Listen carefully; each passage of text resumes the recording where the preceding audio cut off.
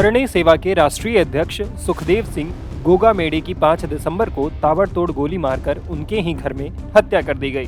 दोपहर करीब 1:10 पर कपड़ा कारोबारी नवीन शेखावत के साथ दोनों हमलावर गोगामेडी के घर पहुंचे थे। थोड़ी देर की बातचीत के बाद दोनों हमलावरों ने गोगामेडी को गोलियों से भून दिया। पुलिस ने अब इन दोनों हमलावरों की पहचान कर ली है। इनमें से एक हरियाणा के महेंद्रगढ़ जिले के दोंगड़ा जाट का रहने वाला शूटर नितिन फौजी है, तो दूसरे आरोपी की पहचान नागौर जिले के मकराना के रहने वाले रोहित सिंह राठौड़ के तौर पर हुई है। बताया जा रहा है कि शूटर नितिन आर्मी में सेवा दे रहा है और वो अलवर में पोस्टिंग पर है। वो अलवर में 19 जाट रेजिमेंट में तैनात था। उसने 8 नवंबर को 2 दिनों की छुट्टी ली और फिर कभी अपनी ड्यूटी पर वापस नहीं आया। बेटे के बारे में बताते हुए नितिन के पिता ने कहा कि 9 नवंबर से बेटे से उनका कोई संपर्क नहीं हुआ है। बेटे का नाम आ रहा है, इसमें आप क्या कहेंगे? मेरे बेटा जी नितिन कुमार 9 तारीख को दिन में 11 बजे महेंद्रगढ़ गाड़ी ठीक कराने के लिए गया था जी।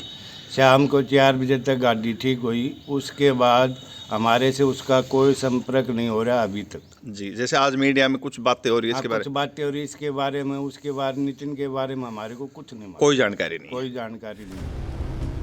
वहीं नितिन का क्लासमेट और उसके ही गांव के रहने वाले दीपक ने उसके बारे में कई बातें बताई। दीपक ने बताया कि नितिन शुरू से ही आर्मी ज्वाइन करना चाहता था। सर नितिन मेरा क्लासमेट था, हम साथ में पढ़ते थे। नितिन बहुत अच्छा था पढ़ाई के अंदर। उसके बाद उसने आर्मी ज्वाइन करने का फैसला किया।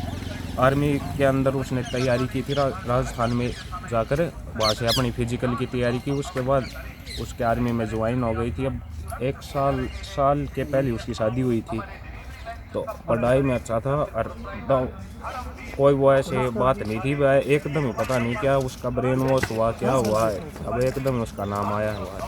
फिलहाल वो कहाँ कार्यरत था? अलवर ड्यूटी थी उसकी फिलहाल।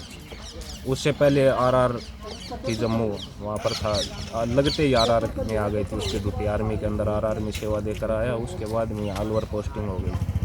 तो जैसे आप बचपन से उसके साथ ही रहे हैं, उसका नेचर किस तरीके का था? नेचर बहुत ही अच्छा था सर। ऐसा कोई वो नहीं था कि जहाँ उसको वो सुनना पड़े और कुछ सुनना पड़े।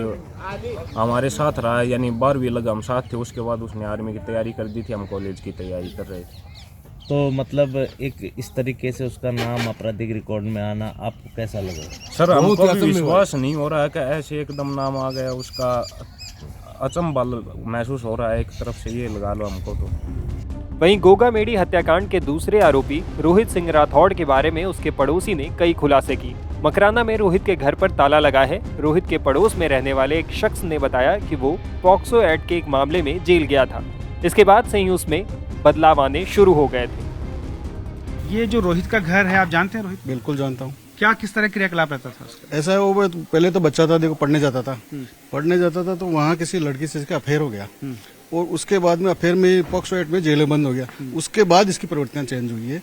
ऐसा था नहीं बच्चा वो। उसका बाप भी फौजी रिटायर था, ऐसा कुछ नहीं था। कॉलोनी में भी रिटायर होने के बाद अपना काम पे जाता था पापा, और सब ठीक था। लेकिन ये पॉक्सो एक्ट में बंद होने के बाद वहाँ किसी न किसी व्यक्ति से मिला है जेल में। अच्छा।